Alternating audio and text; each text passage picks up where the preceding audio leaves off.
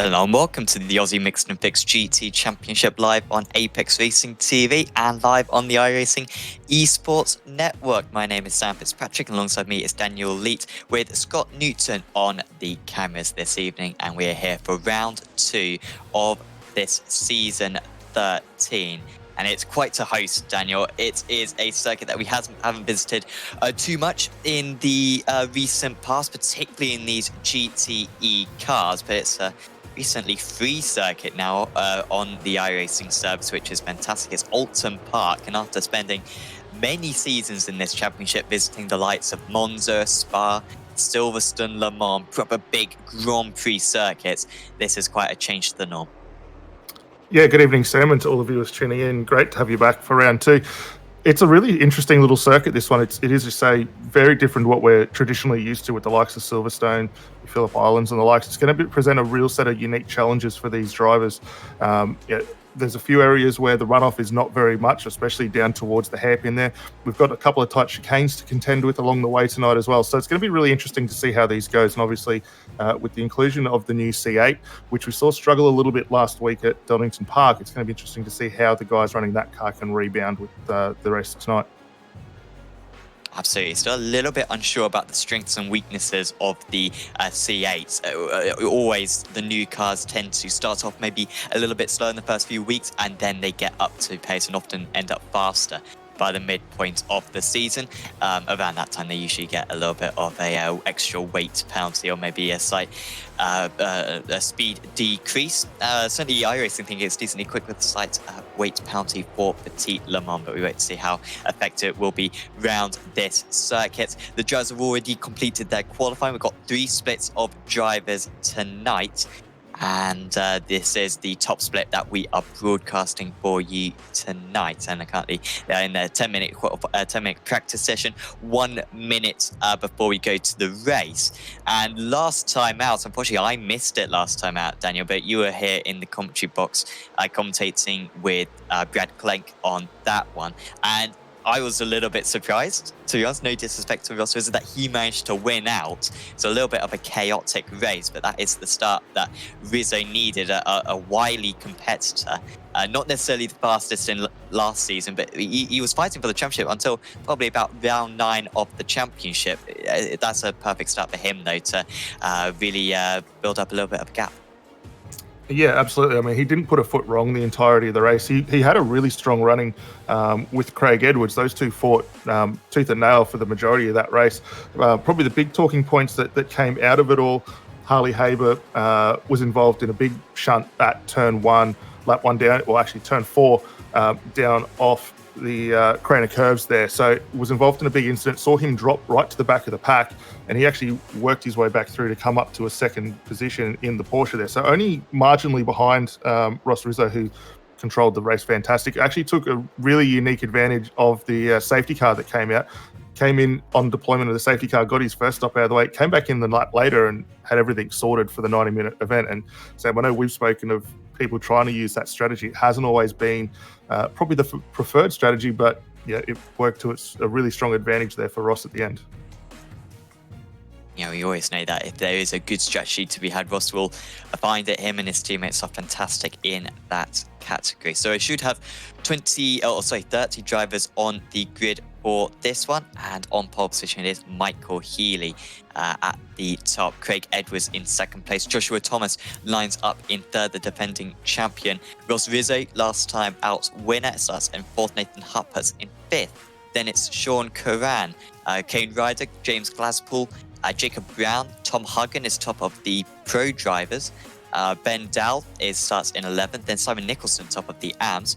Michael Barron starts in 13th. Then Steve Janssen, Jeremy Clark, Jason Bentz, Martin Crisp, Warwick Brown, Lee Vandenberg, Timothy Phoeben, remember former champion Phoeben, Stefan McCartan, a driver who I haven't seen too much of in the past, so we could see him on the grid.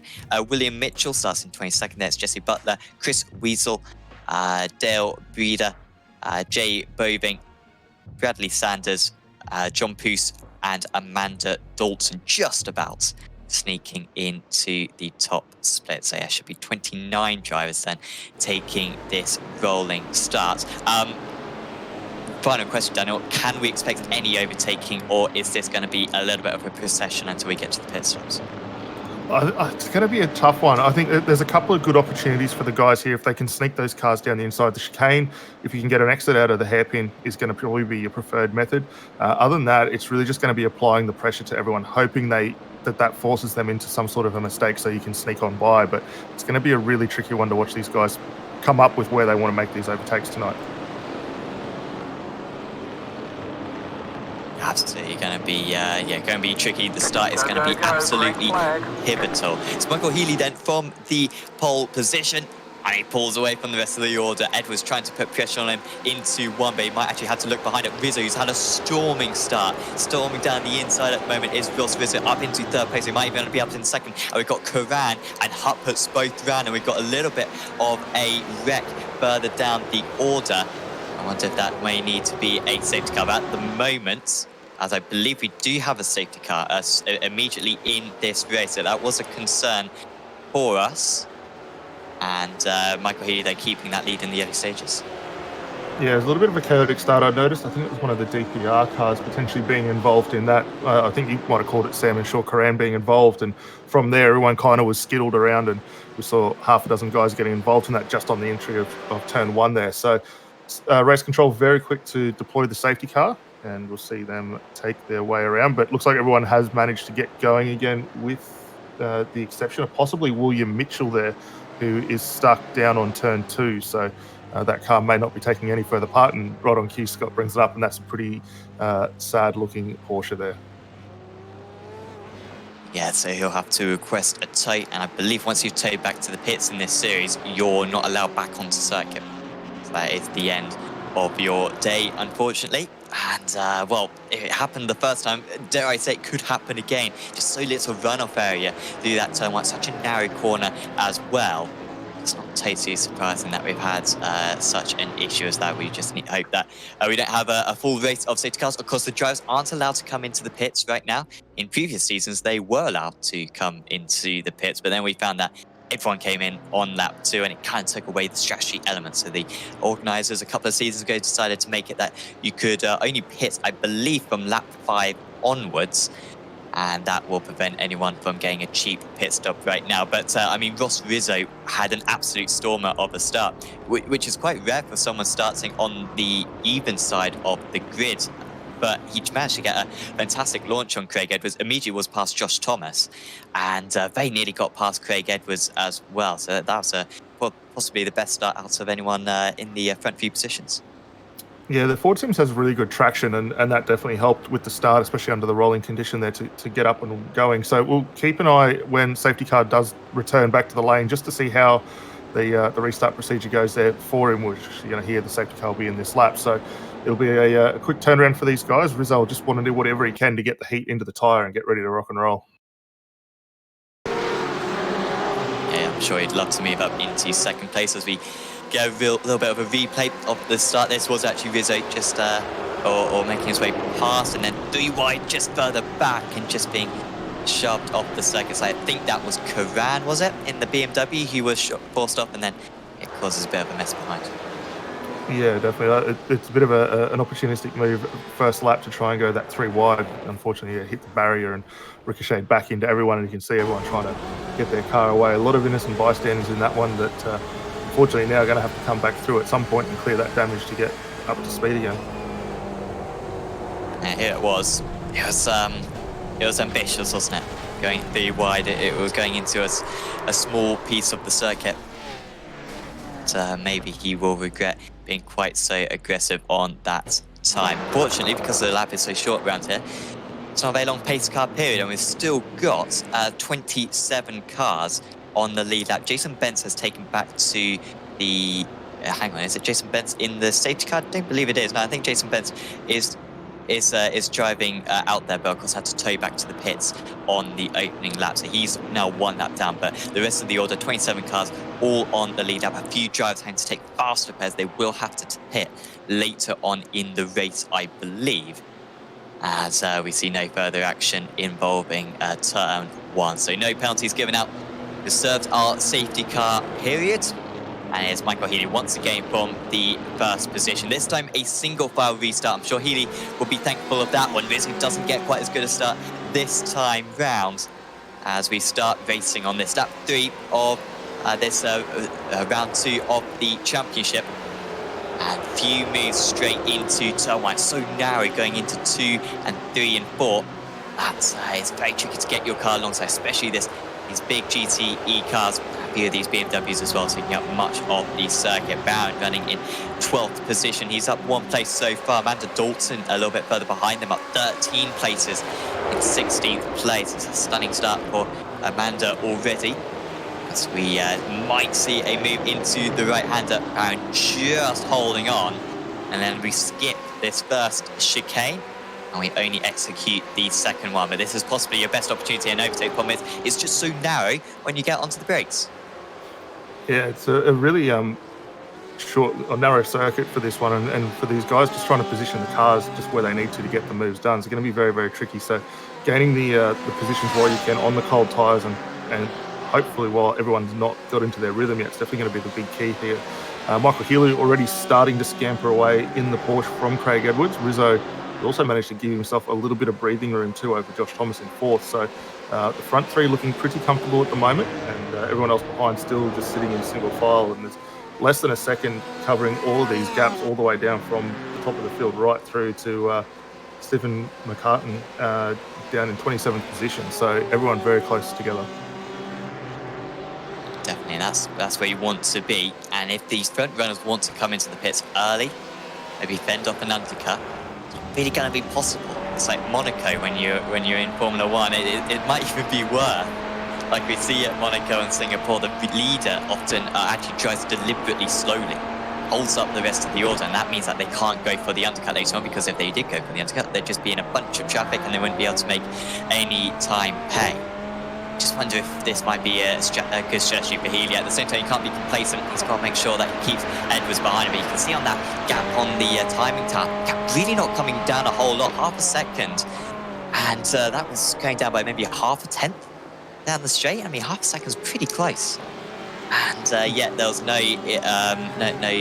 impact made. With the C8 just struggling with pace. We've got Dowell now dropping positions, I think being pushed offline. Lockie Brown manages to make his way past. Fortunately for Day, manages to get back onto the racing line. But that must have been a pretty feisty move to get it done into the chicane. And now these guys are all bunched up, about 6 cars separated by just over a second. Yeah, there's not much room at all. This is look back at that move just to see Bendel getting through. And so it might have been up into 1 there, so a little bit forceful on the push through, but seemed quite good.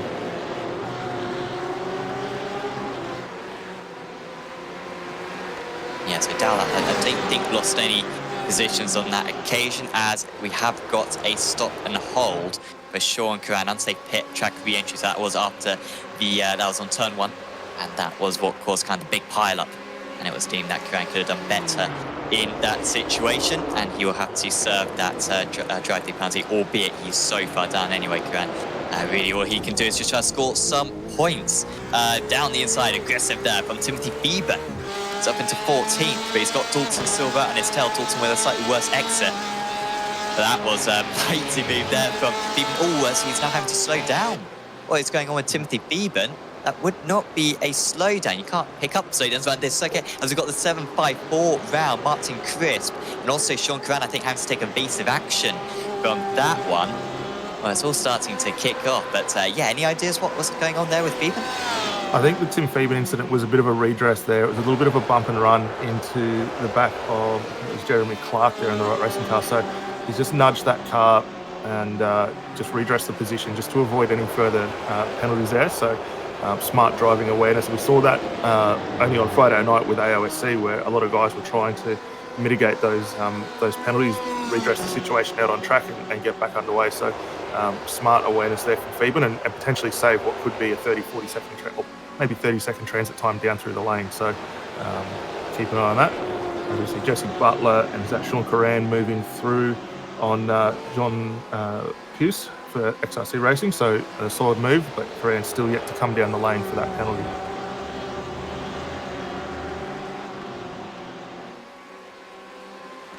Plenty more work for Kern. I'm surprised Kern hasn't already come into the pits, get some fresh air, and then just try to make up the time.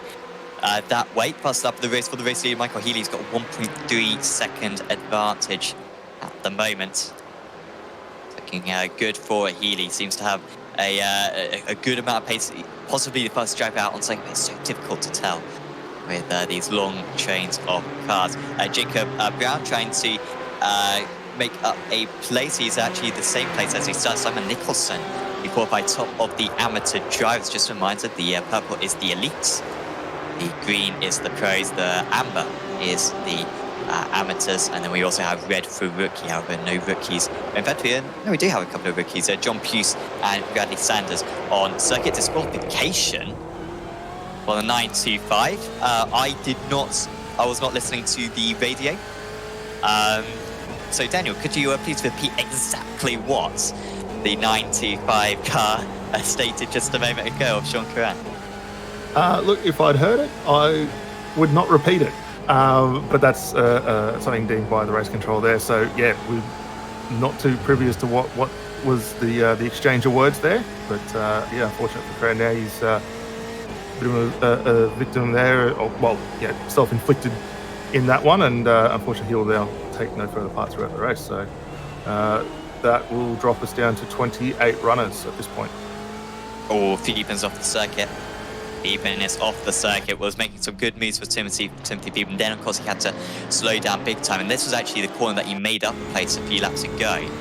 Then had to redress, albeit he seemed to let past about 5 other cars on the way. Unfortunately, I can't see this one, Dane. Could you speak us through it?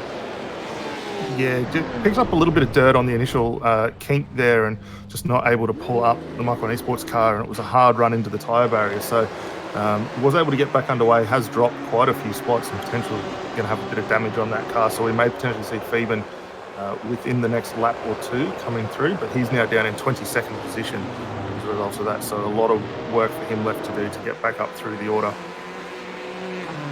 I don't know what it's about, what it is about you Aussies, because we've had other incidents where, as also Puce's round, so that's a shame for one of the rookie drivers. But yeah, we've had incidents in other series of drivers swearing at the Israelis. I thought you Aussies were all, fun-loving and quite laid back and everything, but well, clearly not. As Baron has gone absolutely miles of sight into the barren wasteland there. Has John, Michael, and that is a couple of places lost for him. Huppers moves up into 15th place. Huppers is down 10 places. Was Huppers involved in that first lap incident? I believe he was involved in that as well, so he's got a lot of work to do to try and recover. Very similar circumstance for him to what we saw at Donington Park last week as well, where he didn't really put together the race that he was probably hoping for and slipped well down the order. It is still early stages at this point in time, although we're nearly at a third race distance at the moment, but still a lot of time left for him to try and work his way back up. Interesting to see out the front, however, Michael Healy in the Porsche really well suited to this circuit by the looks of it. He's steadily increasing his margin over the battle that we're currently focusing on here for second and third between Edwards and Rizzo. But the surprise package I've seen throughout the course of this season, and we're only one and a little bit races into it, is just how much improved the Ford is by comparison to what we saw in that car last season, where as good as Ross Rizzo is, and take nothing away from the pace that he's had in the car, just wasn't able to claw that thing further up the field. Yeah, it is quite an improvement. Did win at Suzuka, albeit with penalties for other drivers and a very good strategy from Ross Rizzo. And now we had the virtual safety car, and Rizzo quickly nipped into the pits. But you're right. In terms of pace, he was never on these guys. Look at this. Maybe the C8 is struggling down the strip because Rizzo seems to gain quite a bit of time just in the second half of that strip. It's not near enough. And so unless the second place driver does make a mistake, it'd be very similar to the end. But Edwards just doing enough. 2 seconds now behind the race leader. Just another 0.4 of a second on that last lap. So he was certainly helping out Michael Healy at the moment. But it's just this 3-car train. Then Kane Ryder a little bit more distant back in 5th. Vizza getting a better turn in to the final corner. All these straights are just a little bit too short. This is a proper old school circuit. And this first corner as well is quite high speed, especially in these high downforce GTE cars. It's just never any way past this C8, which I must say, I'm still not used to it. It still looks fantastic out on circuit. Yeah, definitely. And I think a big hats off too with the organisers and what they've been able to do with the new setup as well, because top four of the 5 manufacturers, unfortunately Ferrari not represented in the top split tonight, but the top four different manufacturers. So very strong BOP across the board here, and racing building up as a result of that. 14th position at the moment, Chris Whitesell, in a very strong battle. He's got Amanda Dalton up ahead, who did herself very good justice to get through that earlier incident and gained a fistful of positions to climb up to 13th position, but holding a pretty strong run here for Frog League Racing, which are a relatively new team to the championship, but certainly in quite nicely. This is a good run for them so far. There's no doubt about that. Frog Leap, I believe, making their AOSC debut last on Friday. I haven't seen that team before, as we got a post-race penalty for Timothy Phoeben causing a crash. Phoeben currently running in 24th position. It's about he's about half a lap behind the race leaders anyway. So it's another guy who's got involved in an incident, gets an extra penalty on top of it, and he won't be very pleased about that. King Rider with a good lap on that last time out. Personal best lap of the race in 5th position, as we might find out actually what happened to Timothy Phoeben. Yeah, it's up in towards the hairpin again. Actually, this was the initial contact that we saw him do the redress on, but didn't allow enough cars through by the looks of it. So we saw him getting into the back of the XRC car, which was that's Tim's car. So yeah, so he did allow them back through. Just was a very an awkward position there to be caught up in. He carried a huge amount of overspeed, and then that was actually Martin Crisp going off. So Crisp not able to retain that position afterwards. Yeah, I'm not sure if it's a penalty for that, or maybe it's a penalty for something else. I think he has been involved in something else since. Yeah, whichever way, it is a penalty for him. And thanks to the stewards once again for their continued support for the series. They really do bring this championship up to a new level. Live stewarding is such an important part in sim racing these days, especially in such a serious league as this. So a big thanks to them for giving up some of their time to make those decisions on these races, as Jacob Brown is in 8th place. Has he just got his way past Simon Nicholson? It's about for 8th and 9th. I believe he has. I think Nicholson was up 4 places. And so I'd love to see a replay of Jacob Brown making that move, because we haven't seen a whole lot of overtakes so far, certainly not cleanly. And yet he has been able to be one of the few. Yeah, until he set this up from quite a ways back, got a really good run up in towards 16, was able to get the car well down the inside before the braking zone and just drove on through. So really good car position and control for Jacob there to move through, who's a relatively new name in this series as well, similar to quite a few others out there tonight, and doing a stellar job so far, it must be said. Looks like Simon Nicholson at the moment just starting to struggle a little bit in the 4. He's got Ben Dowell all over the back of him, who's a privateer out there, doing very good. Just Steve Jansen involved in that, Jeremy Clark right behind, and then Matt Dalton and Chris Whitesell closing in. So a pretty strong little 5-car train starting to form up as the guys work their way through the back section of the circuit. I wonder if Nicholson will be able to keep up with Brown, or whether Brown will be able to start pulling away. I think he might be able to maybe stay in touch, but I think a quarter of a second maybe just dropping off his Nicholson gap up to just under 7/10 of a second at the moment. Jeremy Clark into the pits. Now that's big. It's the first pit stop we've really seen, which hasn't been a fast pair. I believe everyone else still needs to pit. Timothy Phoeben, I think they have pitted already, but he's got a drive-through penalty to serve, so he's pretty much out of it regardless. Also, Lee Vandenberg, who's well out of position as Vandenberg, often a top 10 challenger, much further down. So he's into the pits as well. So a few guys near the back of the pack, they know if they come into the pits or just end up in a whole heap of fresh air. So they may as well come into the pits right now and get some clear air and maybe undercut many of their rivals. But I think for the front runners still, we are about 10 minutes away from, or at least 5 minutes away from any serious pit stops. Yeah, definitely. I think for the guys further down the field, it's actually a really bold move to try and go the undercut early on and see whether you can core up some of the advantage on the track. As you alluded to, Sam, very similar to Monaco, where it's hard to get a move done. You've basically got to get up as quick as possible, take that move by surprise, and hope you can get one through on the inside. But to see Rizzo going defensive, Josh Thomas trying to squeak the BMW through, and that's no mean feat given the size of that car, but just not quite there. But for all the guys that have pitted, we're looking to at around a 9 to 10 second stationary stop. So that'll give us a bit of an idea for later on when we do see our front runners come in, whether they're potentially gaining a little bit by running a bit longer and the shorter fill, or whether they're going to be hindered a little bit later on as well.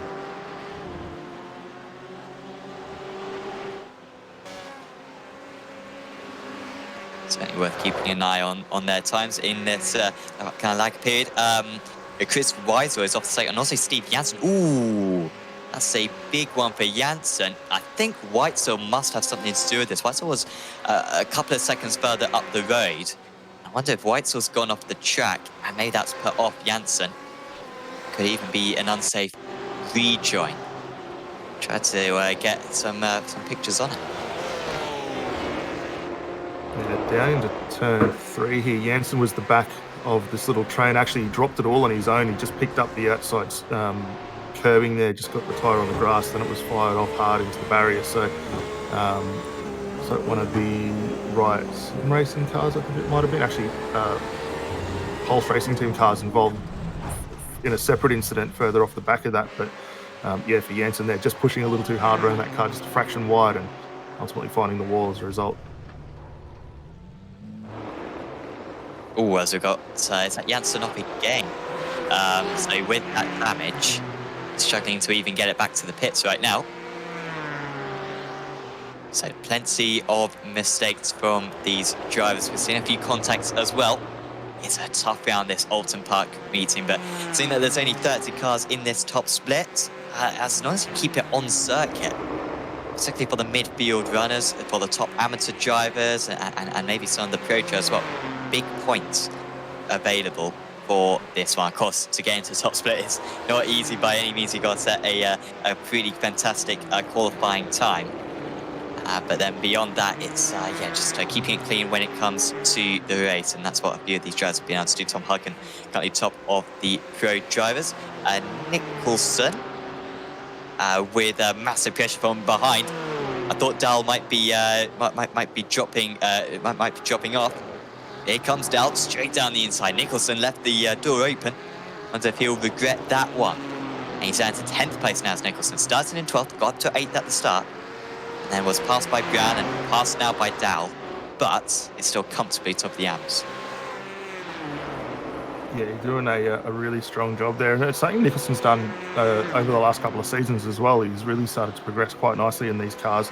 And the Ford seems to definitely be suiting his driving style. So look for him to potentially get a move on. And still got that one pit stop left for him as well. So that's certainly going to play into his favour as the race continues on. The field really starting to spread out at the moment as well.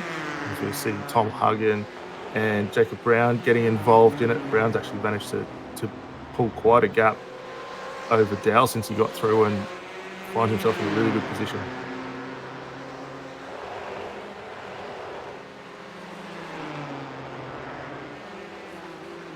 Brown is yeah, looking really quick at the moment. Just wonder if he's going to be able to make this move on that. Last time he was 4 tenths faster. You actually matched the race leaders. For reference, Healy 25.4, Edwards 25.3, Rizzo 25.4, Thomas 25.3, and you've got Jacob Brown 25.4. So really matching the race leaders' times. And a driver that I haven't seen a whole lot of. Have you seen a bit more of Jacob Brown? Because I got confused with him and Brownlee earlier on, to be honest. That's my knowledge of him.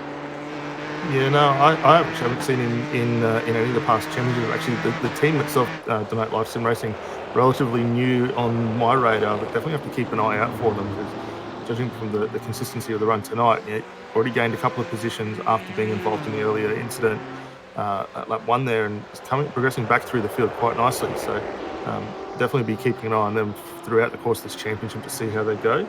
As Amanda Dalton also jumps in the lane to complete her one and only stop for the night, also. Dalton, the furthest, highest position driver who's coming to the pits. I wonder if Dalton will come out ahead. She's just, is she stationary at the moment, or is she still going? Oh, it's quite a long pit stop actually for Dalton. The others have been able to get into 9-10 seconds. Dalton 13 and a half, and that's well, she may have been behind Clark anyway. But I think she would have been ahead of Huppert, so that's a bit of a mistake. And maybe just a lack of teammates racing in this event has cost Dalton slightly there. Ahead of Phoeben at least, but it's in 18th place. So a couple of places lost there. I think that maybe just shows the pace as well of Jeremy Clark, who's really trying to storm back up through the order. Just looking at Clark's last lap time, 25.8. It's faster than a couple of drivers ahead of him, but it's nothing particularly spectacular. It's faster than Simon Nicholson, though, by 0.4 of a second. So I think many of those drivers will be aiming for a top 10 out of this one. Hagen still going to suffer this pressure from behind from Jacob Brown. 1/10 of a second faster actually was Hagen on that last. I believe the gap has come down this time round, though. Hagen does a 25.6 and Brown pretty much matching 25.6 as well. Yeah, a few tenths of a second slower than the race leaders, and we are getting into race leader territory now. I just wonder in this round whether the top four will be more scared of doing something wrong than ambitious to do something right, because they're so close to one another, particularly if you're Healy or Edwards. If you come in on the wrong lap, then that could be your top position gone. At the same time, Thomas, maybe he will roll the dice, because right now there's no chance of getting it done on track. Yeah, it's a bit of a tough one to sort of say where they're going to be able to, or if and when they can pull these moves off. I mean, all these four cars very equally balanced, and the driving talent behind it is second to none as far as the championship's concerned. So while they are managing similar lap times, they've kind of got into this rhythm now where they're close enough just to sort of be impeded a little bit by that preceding car, and it is starting to impact them. When you look at the times comparative, there's fractions in it. I mean, Edwards last time by was a 125.29, Rizzo 125.36, and Thomas 125.44. So absolutely nothing separating them as far as pace at the moment. It's just trying to get that rhythm to close back up. And similar to what we're seeing further down the order, when the guys get held up in that rhythm for a while, they do struggle to try and get those moves done. So I think this one will come down to the pressure that Rizzo can apply, whether he's able to force Edwards into a bit of a mistake, whether Edwards maybe overheats those tyres in the C8, because it is a brand new car to the championship. We haven't seen a lot of it, but so far it's looking like this could be the potential for the running order. There is a gap now formed between Nicholson and Boving in 10th and 11th. There's about a 16-second gap. Nicholson 14 seconds behind these guys. Just showing how close it is. I mean, I've been a little bit harsh to Nicholson so far, but he's really not that far behind when we're over halfway into the event. But yeah, Nicholson running in 10th place at the moment, Boving another 16 seconds back. And I think if one of the top four came into the pits, they would come out into that little cushion. So they want to go for the undercut. They can certainly do it and get some clean air. You got traffic as well to maybe worry about in that situation as well with back markers, but that really ought not to hold them up too much. Because the problem is that if you're Thomas or Rizzo, you're not exactly being held up right now. Edwards has just made a mistake, has he? I just saw the gap opening up slightly. Healy into the pits though, so he's seen that gap, I think. So he should come out between 10th and 11th places, I believe. It's now Edwards leading. I'm not sure if I support this strategy, to be honest, Daniel. I would think that if you're the race leader and you've got Fisher, you'd want to continue for as long as possible and just run on as low fuel as possible for as long as possible. Yeah, it's a bit of a tough one. They are starting to find their way up into some back market traffic as well. And I guess the other thing you got to consider is these guys aren't necessarily just going to make it easy for you, because it is the responsibility of the overtaking car to complete the pass safely. So when you're in a tight confines of a circuit like this, where it is very hard to get those passes done, probably the little bit better thought of caution is just come out, get yourself out of that hassle, drop back into some clean air like we're touching on, and go again. Plus, they're going to have the little bit extra traction in the back from the fuel that they've slotted into that car. They're probably going to find themselves in a little bit better position here. As you see Rizzo trying to eke that gap down, still sitting at 0.3 of a second over second. But surprisingly, Josh Thomas starting to fall off the back of this group, down to 0.8 now.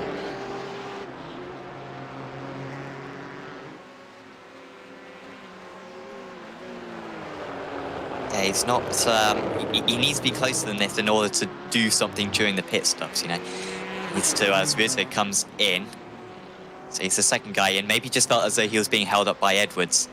And we wait to see if this lap was good enough for him. Jason Bentz has gone off the circuit. Still yet to pit is Bentz, so it's going to end up outside the top 20. But that is a shame for the 8-12. Here is Healy then. Has it been a good enough lap for Rizzo to get past Healy, whose tyres may have cooled down a little bit? He's had to run this lap with a bit more fuel. Rizzo's stop time is 1 second faster. This could be on. Healy, though, coming through turn 1 at the moment. Has he been able to stay ahead? He has. It's a smaller gap. It was over 2 seconds before, and it's now down to 1 second. So that means that if Edwards can pull off some good times, who was ahead of Rizzo before, this is going to be ever so close. But at least for Healy, he's kept behind Rizzo, which should mean a podium is all but guaranteed. But this is a couple of massive laps now, and Edwards has got to give it everything out in front to try to get the gap. Absolutely, I think that's actually a really smart move from both the two Trak Esports cars in Healy and Rizzo. I mean, Healy would have been able to advise Rizzo when he came out of his stop where you're potentially going to be. Do you have a bit of a cushion as you come back out? So for those two there, with the teammates definitely able to utilise that strategy. Now it's a matter of, do we see the likes of Edwards and Thomas now try and cover that off? Say that they both fire into the lane to complete those stops. And actually, it looks like Thomas was actually able to close that gap down marginally as well on the brakes into the speed limit there. So it's a good run into pit lane for him. We'll just have to see whether he can get that car down and away a little bit sooner as well. So 10.9 station for Healy, 9.9 for Rizzo. We need sub 10 seconds in order for the top two to get ahead. Edwards, 10.6, that's not quite good enough, and Rizzo might be able to jump Edwards here. I don't think Edwards is going to be close to Healy, and Rizzo is ahead. And so it has been perfection from the leading team, from the Trak Esports team, and they have been able to manufacture a top two here. Edwards' pit stop time was 0.7 of a second longer than Rizzo's, and as you were saying before, Daniel, it looked as though maybe you lost a little bit on pit entry as well, with Thomas being able to close in slightly. And so it's now a Trak Esports 1-2, and I was frankly questioning their strategy to come into the pits early. But going for the slight alternative strategy has worked brilliantly, and they should be able to take this one home now. 12 minutes to go, and it's Healy, Rizzo, Edwards, Thomas, your top four. Yeah, it's a fantastic move there. I know there would have been quite a few guys in the Trak Esports bunker helping along with that. So really good use of the strategy to pull themselves in when they did get that clear air and back underway. As we now switch back, the recovering Jason Bentz working his way through. So he was involved in that opening incident there, which saw him fall well down the back of the order. Hasn't yet completed his stop, mind you. So this has been a long drive for him. Now in 13th position, still one stop to do, but looking quite comfortable at the moment. He's got Nathan Huppat's just ahead of him, who, as we said, were also involved in that issue early on. However, the cars around him now have all taken pit stops, so he's going to fall well down the order as this one cycles through for him, unfortunately. Yeah, I'm surprised he's been able to go as long as he has done.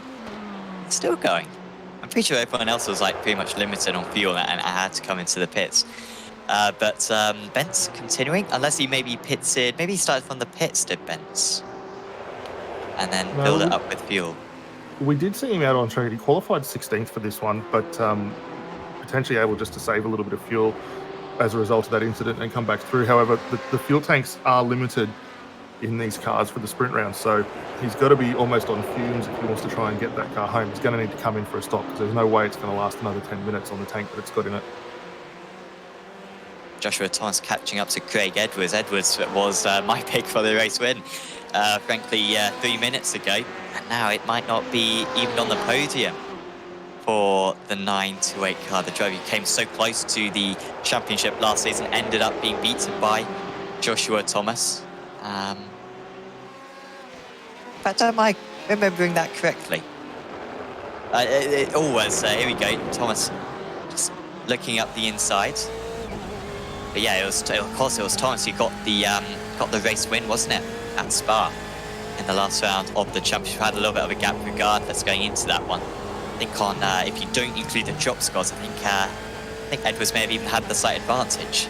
It was Thomas who ended out on top, and Edwards would at least like to extend his lead. Thomas with not a fantastic first round. The championship would like to get some points back.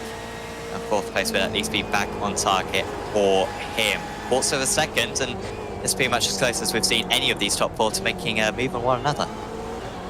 Yeah, and this is now where they're getting into that realm of it's going to be a little bit harder. You can just see on the exit the Corvette gets away quite well. It's enough to extend that margin to 0.3 of a second. And while Thomas can utilise a little bit of the draft, he's just that bit too far back to fire one down the inside. The other thing you've got to keep an eye on is those tyre barriers just precariously perched on the edge of the corners there. So last thing you want to do is collect one of them. But this could be an opportunity here for Thomas as Edwards just picks up that curbing, runs a little wide, and that has definitely compromised him on the run through to the back.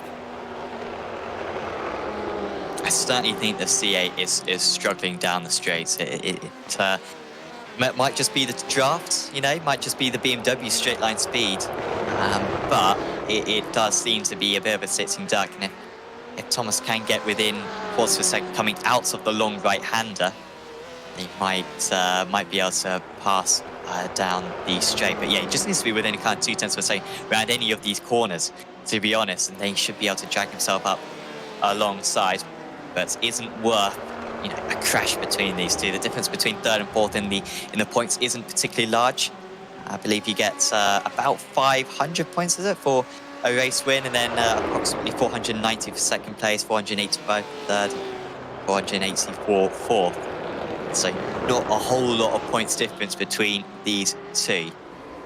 So maybe Thomas will be quite careful. 0.4 of a second going on to the back straight. So once again, it's just not close enough. Rinser getting the gap down to the lead to about a second, under a second now. But again, as teammates, you would think it would be very risky for these two to fight. Apologies, actually, it's Rizzo maybe just making a mistake, and Edwards gets him within 0.9 of a second. Brown managed to get past Huggen during the pit stops, and so he's up into 7th, and just showing his fantastic pace. It's onto the back of Glaspool now. It's for P6, and Ryder's only just ahead. It's only been two kind of different races. I think Brown has probably been the fastest driver outside of that top four. If only he'd done a little bit better in qualifying and had a slightly better start, he would be quite a comfortable fifth, I think, right now. Yeah, definitely. It's been a really standout drive for him so far, and to find himself now on the back of James Glasspool, as I said, the pace advantage in that car looking very, very good. Interesting note, we haven't really touched on it at all over the course of the event. The Ford is carrying a little bit of success ballast on it, so there's 3 kilos of BOP on that car, similar to the Corvette, which is carrying 10 at the moment. Both the Ford and the Ferrari and the BMW and RSR Porsche don't have anything. So the Ford, even with that little bit of an advantage, certainly looking quite handy, or disadvantage, sorry, looking quite handy around this circuit. Bit of a random question, but do you know how that weight is applied? Does iRacing kind of simulate like every part of the body just become slightly heavier, or is the weight distributed in a certain place? I've never really figured out how they do that. I don't know where they distribute it, no, but this is just something a little bit new put in place with race control to try and keep the fields as tightly compressed as possible. It seems to be working, because when we consider what we saw last round at Donington, it was only the BMW that had success ballast put on it to the tune of 10 kilos. Unfortunately, it did struggle a little bit there last week, and as a result, they've taken it off. But yeah, it's one of those ones that over the course of the championship, race control will be monitoring and applying. So I think it's really it's an interesting step forward for them to try and maintain this, and it's pulling everything back in together. Big thanks once again to the sponsors for the championship, Trak Racer in particular. You are helping out with the series and really boosting it to new levels. And certainly, if you're looking for any rigs for really any simulator games, but particularly iRacing, go to Trak Racer. Some absolutely awesome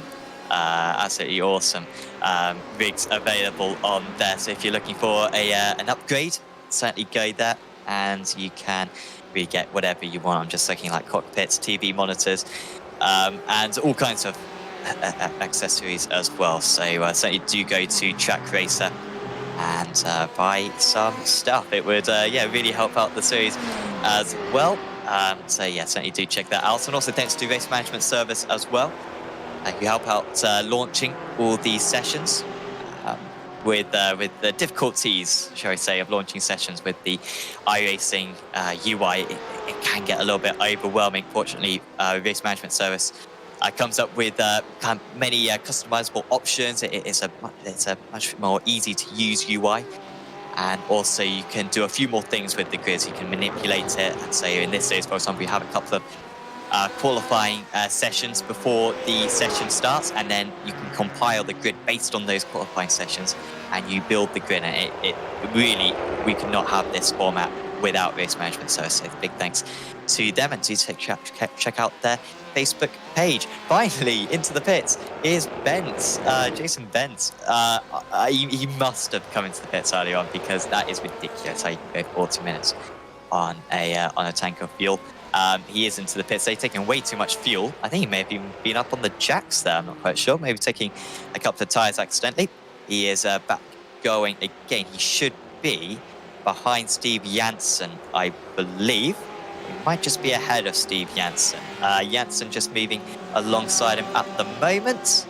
And Janssen is behind still. So that will be that position. Glaspool has dropped down. Oh dear, we've got a car stuck in the barrier. This might be the end of the race, because if we need a safety car, then I don't think we'd have enough time to go back green. Glaspool does tow back to the pits, and that is a big shame. Running in 6th place, really mature drive there from Glaspool, but it's ended up very poorly. Yeah, we're just having a look down to see what happened. Looks like he did it all on his own, just locked up the rear brakes, and similar to what we saw from Martin Crisp, sent the car off towards the inside. Here's a look from the onboard, and we're keeping an eye on Brown, just trying to close in. He just forced the move, potentially actually even for a little bit of netcode, just looking at how close that car was in the rear view, but that will definitely be something for race control to have a look at. But unfortunately there for Glasgow, he was having a really strong race tonight, and unfortunate way for that to end. As you see a few cars working their way back through the field. Tim Phoeben just moving down the inside into turn 1 on Amanda Dalton. Chris Whitesell trying to pull the Pulse Racing car through as well, just not quite able to do so. But these guys are down scrapping over 13th position at the moment. So a long way down for Tim Phoeben, who don't forget did have that drive-through penalty following contact down into the hairpin, which we're firing down into now.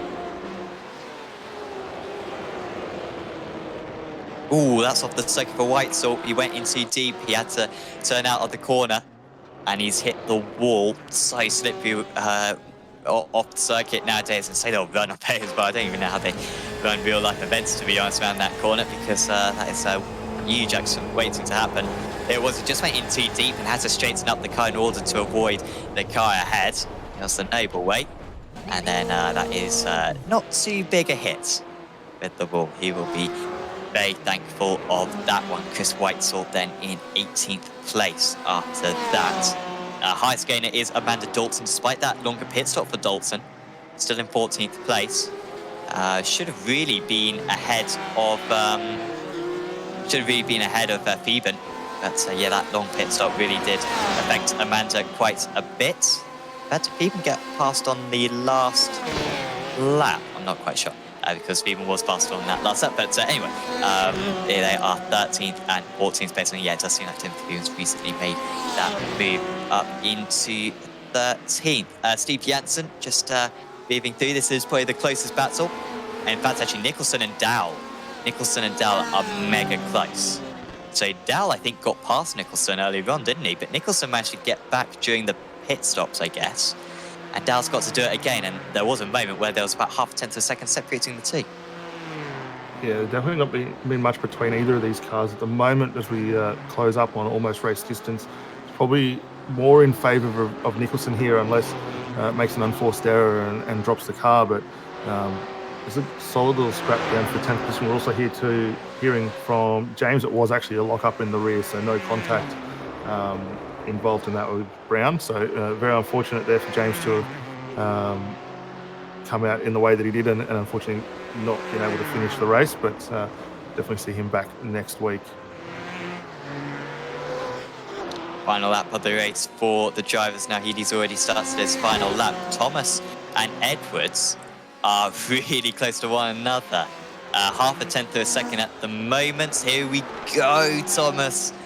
Well, that wasn't going to work out, but he's getting his rival offline. And here we go. This could be the opportunity. I was saying earlier on, wants to be within 0.2 of a second coming out of this point. It is 0.2 of a second. And he has better straight line speed. This is for the battle for third position. Goes to the inside, does the C8. The BMW goes the long way round. Who's going to be the more brave on the brakes? Round the outside goes the BMW. But it didn't quite work out. Still going offline. He left a lot of room on the inside there, Edwards, and perhaps he had the opportunity to close the line. Still, the BMW is going to have a chance into the next couple of corners, but this is where it becomes a whole lot more tricky. They've got to be so careful that they don't take each other out. Playing his car into all the right places at the moment is Edwards, but out in the lead. Trick Esports have pulled off a Jessie master stroke here, but Healy got pole position. He led from the front, and it's been a dominant drive from him. He comes through the checkered flag, and he takes round 2 of the championship. Rizzo maintains the championship lead in second place. Edwards and Thomas, with a tight battle, end up in third and fourth. Beeben has dropped down right in the closing stage. Amanda Dalton up into 12th place and Beth Butler up into 13th.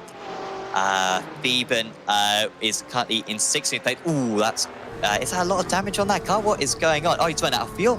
He's run out of fuel, and the former champion from season 11 has made a fundamental mistake. And with the hills at the end of this circuit, Daniel, I doubt he's going to be able to make it.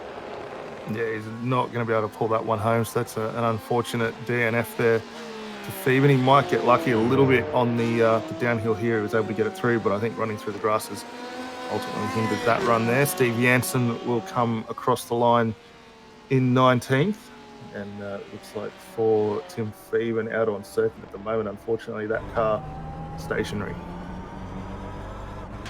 Come on, Brad, you can get up a position here. No, he's run out of fuel. Well, I guess they weren't expecting the extra lap, but the leaders crossed the line with about 10, 15 seconds to spare. I think it was the biggest shock. I mean, yeah, the apps that they use should have been able to calculate that one. Phoeben is still trying to keep going, but he is actually going backwards now. That's not what you want to happen. So I don't know if someone can give him a shove. We've only got a few more seconds, I think. We've got 29 seconds left before the timer ticks down, and so I don't think anyone is going to make it, unfortunately. And that will be a couple of retirees, but something that we don't usually see a whole lot of in this series. And Phoeben, everything went wrong in that one. His pursuits of trying to take back his crown after a struggling start to last season, it's certainly turning into the same this season, unfortunately. So we should be able to take you through your final results now for this round 2 of the championship from Oulton Park in the Aussie Mixed and Fixed GT Championship. And winning out, as actually we've still got the Ford on circuit. I think the time's gone. I think the time's gone, unfortunately. Yep, the session has advanced. So can I go through your results? Michael Healy is your winner here at Oulton Park. Ross Rizzo ending up in second place. Trick Esports 1-2. The first time I've personally seen that. Maybe I'm being arrogant and or ignorant and hadn't noticed that before. But that is a brilliant result for the pair of them. Craig Edwards of Fusion Sim Racing rounds out the podium. Then it was Joshua Thomas, Kane Reiser, Jacob Brown, Tom Huggan, Jeremy Clark, Simon Nicholson, Ben Dowell, It's Nicholson, by the way, top of the amateur drivers. Ben Dow just lost out in 10th. Then it was Nathan Huppert. Amanda Dalton up 17 places. Jesse Butler up 10 places. Lee Vandenberg in 14th. Jay Boving up 10 places to 15th. And then it was Chris Wheatsall, Martin Crisp, Jason Bent, despite that very late pit stop. Steve Janssen, Dale Breed in 20th. Then it was Bradley Sanders, Warwick Brown, Timothy Phoeben, and Michael Barron. Those lot were like one lap down. Yeah, finished one lap down. Also, John Puce actually finished one lap down. So too did Stephen McCartan and William Mitchell out there. James Glasspool finished a few laps down when he got stuck in some tyres, and Sean Curran retired quite early on. And well, hopefully we've seen Sean back in the future, because he's a very quick driver. But I wonder if there might be a decently long ban for the next few rounds of the championship after after he received a penalty. It's interview time now. We are going to have a chat. Well, so far we've only got one of our podium sitters. It's Ross Rizzo, who joins us now in second place. Congratulations, Ross. Brilliant result for you. Brilliant result for the team. Got to ask you though about that pit stop strategy. That was pretty genius. What got it for you was you took a little bit less fuel than Craig Edwards. Can you put your finger on why you took less fuel? Were you really aiming to maybe under fuel in order to get the jump? Yeah, absolutely. If anyone didn't know, one of my strengths is fuel saving. So I was always just keeping that in mind while I was behind Craig, to see if I could cut it a little bit finer on the fuel and give myself the shortest stop I possibly could, knowing that if I did get in trouble in terms of fuel numbers, that it was incredibly difficult to make a pass. And yeah, I was cutting it fine on fuel, but I knew it was a very calculated kind of risk. This season feels quite different for you, I guess, than last season, because last season you were kind of fighting for top tens, and you got yourself into the championship hunt. Whereas this season, I mean, you're pretty much the fastest out there. That's a win and a second place already this season. I mean, can you put your finger on what's changed from last season to this season that you've improved your pace so much? I'm starting to get my head around it as well, because I'm not used to winning races on outright pace or being competitive on outright pace. It's normally the strategy.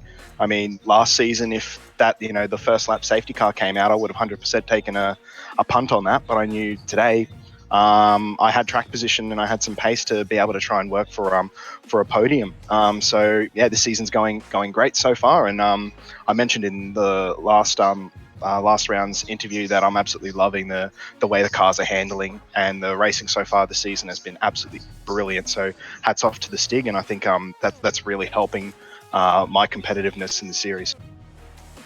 Just looking at the calendar, particularly in the first half of the season, I mean, Donington, Oulton Park, Canadian Tire Motorsport Park, Indianapolis, Virginia, Barber, all circuits that in previous seasons we wouldn't have visited. Are you pleased with this change up of circuits, going less to the Grand Prix circuits and more to these club circuits?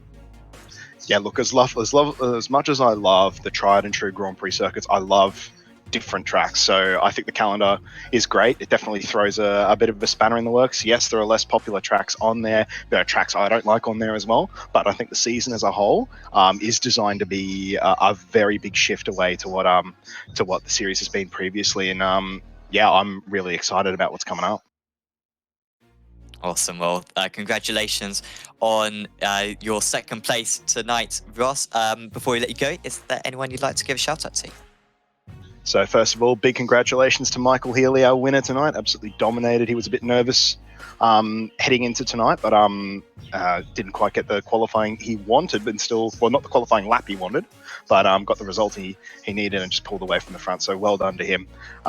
So to Trick Esports, Trick Custom Fabrications, and Pro Sim Gear, and to AMF and the series sponsors Track Racer and Akuta and RMS.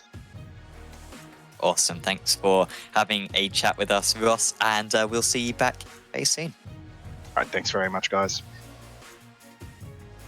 Ross Rizzo there, your second place driver. Daniel, we've got another interview now to come up. It's our P3 driver. Yeah, thanks, Sam. Craig Edwards, a stellar drive for you tonight, mate. You found yourself in a huge amount of action from the get-go. You had Ross Rizzo pretty well chasing you all the way up until the pit stop, and then from there, after that, we saw Josh Thomas getting involved in it. From your point of view, and obviously now 2 races under your belt in the C8, how are you finding it out there? Yeah, pretty much the same as the last week. A bit of a rearguard action from the get-go. The Corvette's quite quick on one lap, but it really seems to chew up its tyres compared to the other cars. So just the longer the race goes on, the more I'm hanging on to it. And I think you guys saw on the final lap just how easy it was for Josh to get a run, and how hard it was for me to get out of those corners and keep him behind me. But yeah, third place twice in 2 weeks in a row. I cannot complain. And yeah, the goal each week is just to be the quickest C8, and I achieved that again. So I'm not disappointed at all. Yeah, definitely. I mean, sitting a really good standing with the C8. It looks like you're probably one of the form drivers who's really been able to adapt the driving style to suit the car. Have you found it different to obviously what we saw you in last season, being BMW, a bit of a different car mentally and physically to get your head around? Yeah, 100%. It's sort of just neutral, more or less. So it's not too hard to get your head around it, but finding that extra few tenths to bring it up to the front of the field, it really takes a quite aggressive on throttle style, which might explain why the rear tires go off quick. But yeah, I'm having fun with it nonetheless. Fantastic. Next week we go to Mosport. A little bit of a different circuit, obviously, to what we've had in the last 2 events. First off, what are your thoughts going to Mosport? How do you find the track, and how do you think the C8's likely to go around there? I like Mosport, but again, a track with some reasonably tight, twisty sections and a lot of high load corners. I think possibly might struggle again, but I keep putting it up the front and fighting on, so there's always something for me there. So we'll see how we go. That's anyway. Well, again, congratulations on a fantastic drive tonight. Before we let you go, is there anyone you'd like to give a shout out and a thanks to? Big thanks to my team, Fusion Sim Racing, and our sponsors, simrigs.com, Psyconic Solutions, Eclipse Signage, Darryl Carter Plastering, and Dripping Paint Graphics. Thanks, guys. Thanks a lot, Craig. Look forward to seeing you out on track next week. No worries. We'll hopefully talk to you again then. Craig Edwards there, your 3rd place finisher. So next up in the calendar, by the way, unfortunately not going to get a chat with Michael Healy. He's gone, so a little bit unfortunate that, but hopefully we'll have a chat with him in the future. Next up in the calendar, Daniel, is going to be Mosport, another track that I see.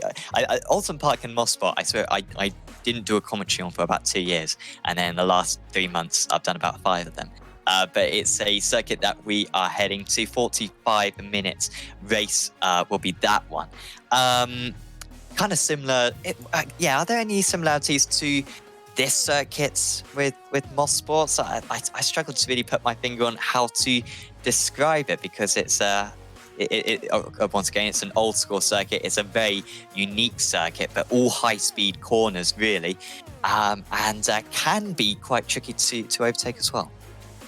Yeah, look, it's going to be an interesting circuit. Obviously, similar, sort of in keeping with what we've seen so far in the first 2 races of the championship. It's going to be a circuit that's going to flow very nicely for these cars. As Craig was saying, I think probably the C8 might struggle a little bit when you get up off the double right-hander just before you make your way onto the back straight. But we have seen the pace in the C8 to be very quick, so it should be able to hold its own as far as the top speed concerns. But the big interesting challenges there is going to be the way you can get the car changing directions left and right. Obviously, once you get through the first portion, you've got the big downhill left and right sweeper that you've got to go through. There's another one just to conclude the end of the lap. So it's going to be really interesting. I think with the way the setups are looking in the cars and the balance performance adjustment that Race Control are doing on the fly to keep it going, it's going to really be an interesting thing. I'd like to still see the top 4 cars up there. I'd love to see the Ferrari get back into it, and hopefully that's probably a circuit that might be more suited to at least help bring the Ferrari back into it as well. But I think it's going to present a really unique challenge again for these drivers, and one that they'll all step up to the plate to master. Yeah, it will be a great test for the drivers coming up next week. So Rizzo going to be able to keep up this top form, or is he going to be maybe put down a peg? Big thanks once again to the sponsors for this series, Trak Racer, for their simulators that you can get, their sim rigs that you can go to their websites, and there's some absolutely fantastic rigs. You know, if you're maybe making the upgrade to triple screens, for example, go to Trak Racer. They've got some fantastic frames they can mount them to, and also if you're getting a direct drive wheel, then you're going to need a new base for that, and it's really good to just get a specific sim rig. And it really does improve your simulator experience, and of course, racing seats as well. All of that stuff. So go to Trak Racer if you're interested in that. Also, Akita Solutions, who do rigging and height equipment. So if you're looking to do some DIY around the house, then there's some useful stuff there. But mainly, if you're part of a business and you are looking to get some equipment in that regard, Akita Solutions is definitely the place to go. So certainly do check them out. And also thanks to Race Management Service as well for setting up the sessions tonight. If you've enjoyed this video, please do leave a like on it, and also subscribe to the iRacing Esports Network. Also, if you don't mind, please do check out Apex Racing TV as well. Subscribe to that channel because we've got loads of other action as well. We've also got AOSC coming up many weeks in the future. Then we've got like 8 rounds in the next 9 weeks or something in AOSC. That's on Friday evenings on the Esports Network and on Apex Racing TV, at least for the Australians. Friday evenings. For Europeans, it's Friday middays. So certainly do check that one out because that's a fantastic series. And keep on watching the Aussie Mixed and Fixed GT Championship because this is only round 2 of 12. And so we've got plenty more rounds to broadcast. You do not want to miss what is looking like it's going to be a very competitive championship. We will see you back then next week and see if Rizzo and if his team can keep up the performance that they have shown so far in this first couple of rounds.